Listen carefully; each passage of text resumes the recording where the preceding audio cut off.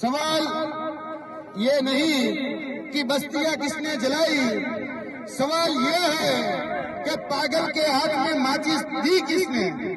आ मुद्दो એ ખરેખર જોવા જઈએ તો જે વન વિભાગ અને જે પોલીસ કર્મચારીઓ જે ક્યાંક ને ક્યાંક આદિવાસી સમાજ અને જે આદિવાસી વિસ્તાર ઉપર જે દમન કરી રહ્યા હતા એના ભાગરૂપે આ જે ઘટના ઘટી હમણાં જ સરપંચ સાહેબે અને આપણે કુવાની જયારે કહી શકાય કે સ્થળ તપાસ કરતા હતા ત્યારે જે સાંભળવા મળ્યું, જે જાણવા મળ્યું એના આધારે એક વાત તો પ્રસ્થાપિત થાય છે કે તાલી એ એક હાથે નથી વાગી, તાલી બે હાથે વાગી છે અને એક તાલી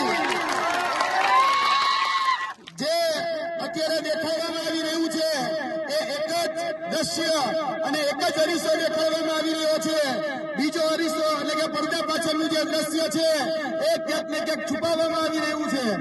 જે રીતે આદરણીય સરપંચ સાહેબે જે રીતે વાત કરી કે અહીંયા જયારે કુવો ખોદાતો હતો ત્યારે જે વિધવા બેન તેમના પતિશ્રી હતા એ જયારે કુવામાં કામ કરતા હતા ત્યારે એમનું એમાં દેહાંત થયેલું અને ત્યારબાદ આ જે કુવો છે એ કુવાના દ્રશ્ય પણ અત્યારે અમે નિશાળ્યા.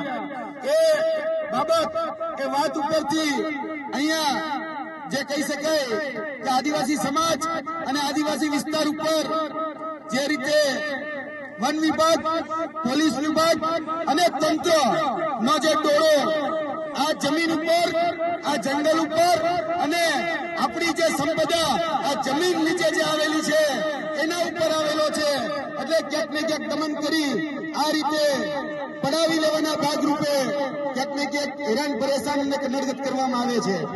મેં તમને પહેલા કહ્યું એમ કે તાલી એક હાથે નથી વાગી, તાલી બે હાથે વાગી છે. જે પણ અહીંયાથી દ્રશ્યો જે સામે આવ્યા તે દ્રશ્યો ઘણા છુપાવવામાં આવી રહ્યા હતા. પોલીસ વિભાગ એક તરફી જ અત્યારે વર્ઝન આપી રહ્યું હતું. પોલીસ વિભાગના કે પછી વહીવટી તંત્રના જે પણ કર્મચારીઓને ઈજા પહોંચી તો ત્યાં સુધી અહીંના નેતાઓ, અહીંનું પ્રશાસન, અહીંનું વહીવટી તંત્ર એ બધું પહોંચી જાય છે. પણ આદિવાસી સમાજના આપણા 15 બાળકો, 15 યુવાનો ને ઈજા પહોંચી તો કઈ ખબર અંતર પૂછવા નથી આવતા. આ છે વાસ્તવિકતા, આ છે પડદા પાછળનું દ્રશ્ય. પેલા